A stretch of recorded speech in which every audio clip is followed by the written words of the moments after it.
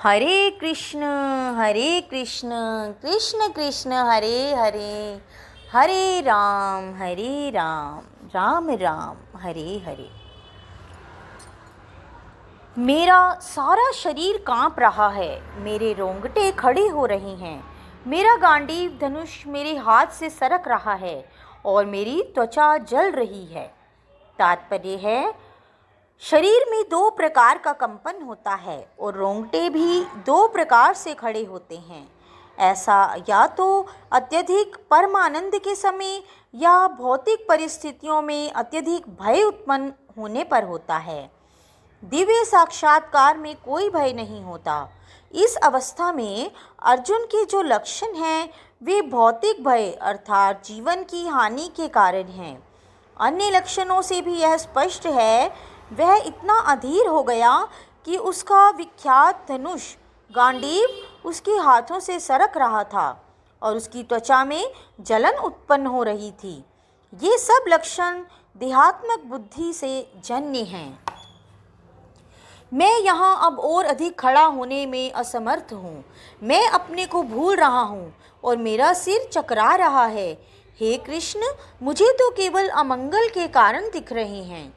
तात्पर्य है, अपने अंधेरे के कारण अर्जुन युद्ध भूमि में खड़ा रहने में असमर्थ था और अपने मन की इस दुर्बलता के कारण उसे आत्मविस्मृति हो रही थी। भौतिक वस्तुओं के प्रति अत्यधिक आसक्ति के कारण मनुष्य ऐसी मोहमयी स्थिति में पड़ जाता है। ऐसा भय तथा मानसिक असंतुलन उन व्यक्तियों में उत्पन्न होता है जो भौतिक परिस्थितियों से ग्रस्त होते हैं। अर्जुन को युद्ध भूमि में केवल दुखदायी पराजय की प्रतीति हो रही थी। वह शत्रु पर विजय पाकर भी सुखी नहीं होगा। निमित्तानि विपरीतानि शब्द महत्वपूर्ण हैं। जब मनुष्य को अपनी आशाओं में केवल निराशा दिखती है तो वह सोचता है, मैं यहाँ क्यों हूँ? क्योंकि प्रत्येक प्राणी अपने में तथा अपने स्वार्थ में रुचि रखता है।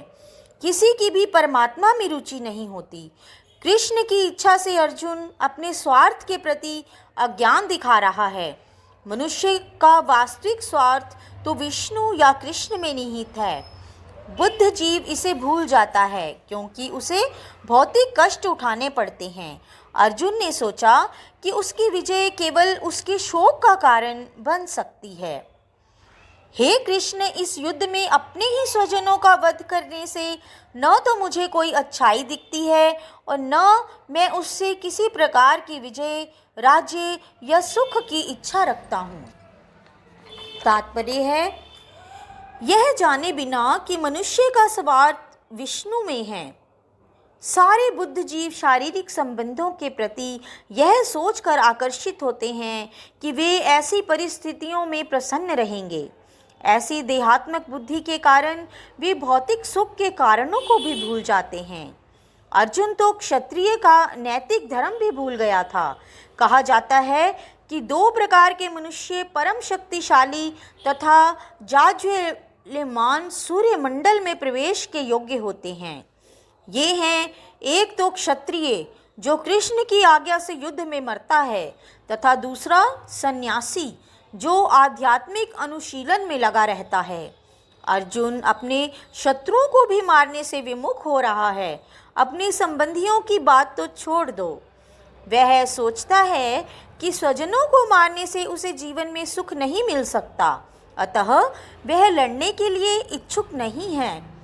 जिस प्रकार की भूख न लगने पर कोई भोजन करने को तैयार नहीं होता या भोजन बनाने को तैयार नहीं होता, उसने तो वन जाने का निश्चय कर लिया है, जहाँ वह एकांत में निराशापूर्वक जीवन काट सके। किंतु क्षत्रिय होने के नाते उसे अपने जीवन निर्वाह के लिए राज्य चाहिए, क्योंकि क्षत्रिय कोई अन्य कार्य नहीं कर सकता। किंतु अर्जुन के पास राज्य कहाँ है? उसके लिए तो राज्य प्राप्त करने का एकमात्र अवसर है कि वह अपने बंधु बांधवों से लड़कर अपने पिता के राज्य का उत्तराधिकार प्राप्त करे, जिसे वह करना नहीं चाह रहा था। इसीलिए वह अपने को जंगल में एकांत वास करके निराशा का एकांत जीवन बिताने के योग्य समझता है। तो बोलिए हरे कृष्ण